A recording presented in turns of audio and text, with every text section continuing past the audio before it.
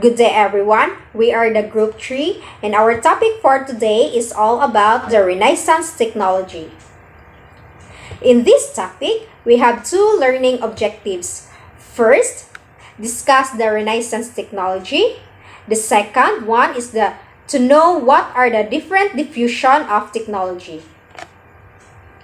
So this picture illustrates the Renaissance technology.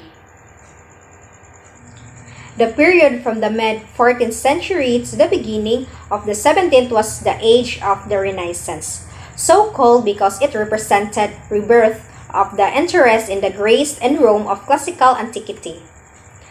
To the exponents of this classical revival, the collapse of the golden civilization of antiquity had introduced an epoch of barbarism from which their own generation were the first to escape. So, when we say Renaissance, it's a French word which means rebirth or reborn. So, the Renaissance was a fervent period of the Europe cultural, artistic, political, and economic rebirth following the Middle Ages. Generally described as taking place from the 14th century to the 7th century, the Renaissance promoted of discovery of classical philosophy, literature, and art. Naturally, the method of new techniques and styles were not ignored outside of Italy. By the end of 16th century, Italianate products of all kinds were being manufactured in France, the Netherlands, and England. In most cases in the 16th century, and indeed long afterwards, the diffusion of techniques was chiefly affected by the persuading skilled workers to immigrate to regions where their skills were not yet plentiful. Despite of rapid diffusion of techniques, local method of religious excellence could remain significant of relatively long periods. The best of the instrument makers were splendid craftsmen. Some were learned, while others profit by the putting into practice the ideas of their learned friends. So, ang best trade nila probably was in instrument for navigation and surveying, both of which were becoming advanced mathematical arts. The Renaissance is regarded today as one of the most creative and glorious period of human endeavor. Yet, in terms of history of technology, it perhaps does not rank high as the Middle Ages with its power revolution and its agricultural innovations. In terms of the basic inventions and improvements made in the Middle Ages, the Renaissance did title more than to increase their size and scopes. Machines becomes larger and more intricate, and the productions increased, but there were few basic innovations. Yet, as we have seen, there are two major innovations during the Renaissance. So take note that the two major innovations during the Renaissance are the gunpowder and the printing. So that's all for my assigned topic. I will give the floor to Ella Joy. The diffusion of technology. The diffusion of technology meaning is the process by which the adoption of the new technology spread widely. Agriculture. With the general population growth of the 16th century, there was a demand for more food.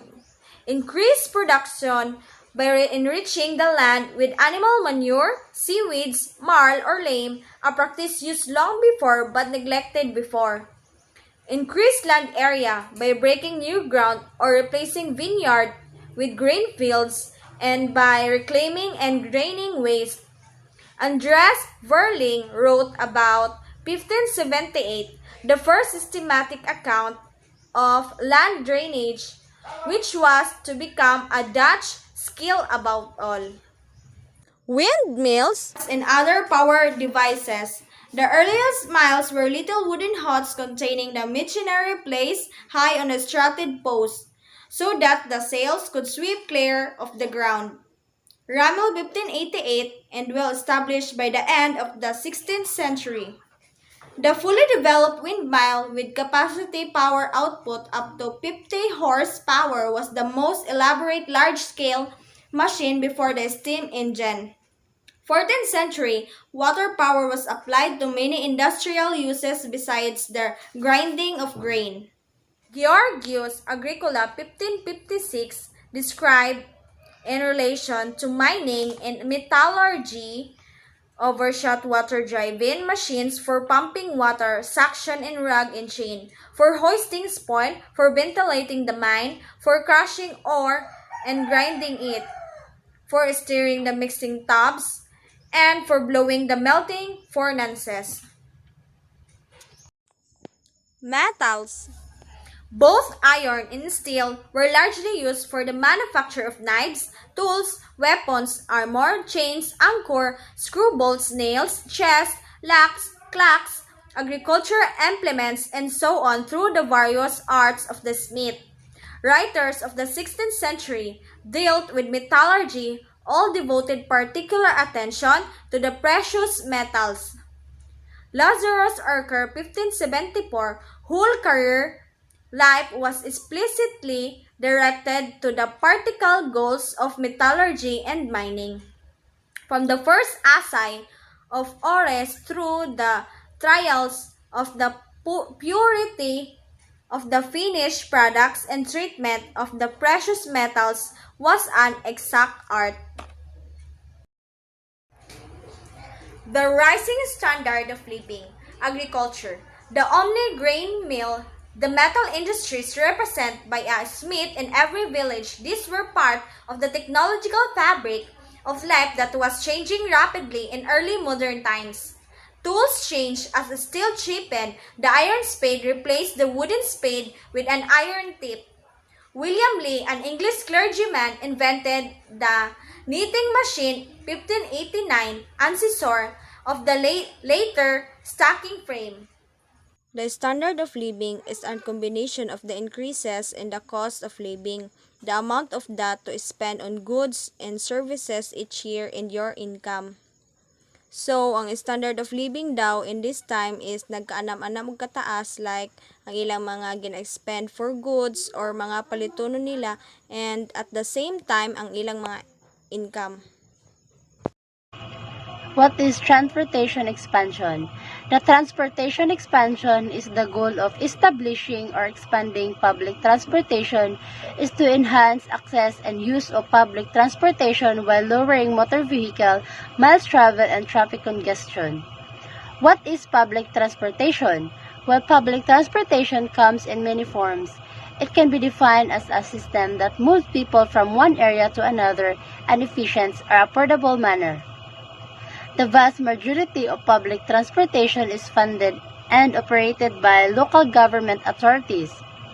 Public transportation system can include buses, underground rail systems, trains, including high-speed and light rail, ferries, cable cars designed as an alternative to automobile travel and to reduce unnecessary walking time. These vehicles may work within a city or connect one city to another. The benefits of public transportation are implied when the system are planned and engineered for interconnectivity, high-quality user experience, and efficiency. So, what is textiles? Textiles are materials made of natural or synthetic fibers. These fibers can be animal-based, silk and wool, plant-based, cotton, flax, and hemp, among others, or synthetic Kevlar, nylon, polyester, rayon, and spandex, among others. And what are textiles? Textile and any filament fiber or yarn that can be made into fabric or cloth. And the resulting material itself, the term is derived from the Latin textilis and the French texere, meaning to weave. And it originally referred only to woven fabrics.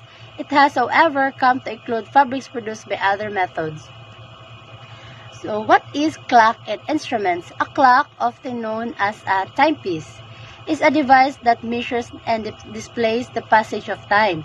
The clock is one of the earliest human inventions created to address the need to measure time intervals shorter than the natural units of the day, lunar month, year, and galactic year. So, what is warfare? Warfare, when two countries attack each other violently, the conflict is referred to as warfare. When a group engaged in war or violence, it is referred to as warfare, which is another way of stating the act of war. Terrorists may utilize guerrilla warfare methods against their adversaries, while governments may use warfare to put down revolutions. The term war derives from the Germanic root verso, which meaning to perplex or confuse. So, printing. Printing is the process of printing text and image in large quantities using a master form or template. Cylinders used in items such as Cyrus cylinder and the cylinders of Nabonidus are among the oldest non-paper products using printing. Woodblock printing, which first developed in China about 2020, add for fabric printing as the oldest known technique of printing adapted to paper. It would not, however, be used on paper until the 7th century. So that ends our discussion for Renaissance technology. Thank you.